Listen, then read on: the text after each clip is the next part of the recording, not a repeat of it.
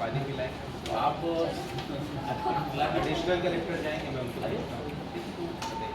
sir मी महाराष्ट्र शिक्षक एकता मंच संघटनेकडून आम्ही भावी शिक्षक सर 2025 ची शिक्षक भरती पास आहोत सर आम्ही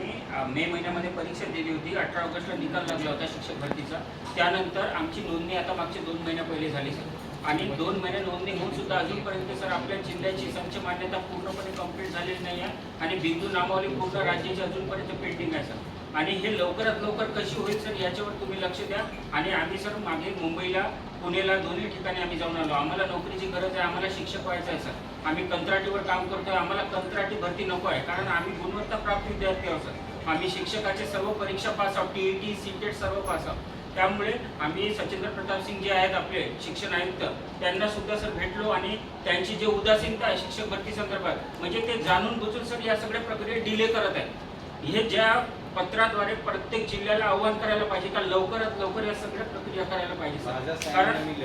कारण 1 वर्ष आज झालेलं आहे सर आता मे महिना येत आहे अजून 1 वर्ष होईल तर सर आम्ही कधी लागायचे विद्यालयाला शिक्षक कधी भेटायचे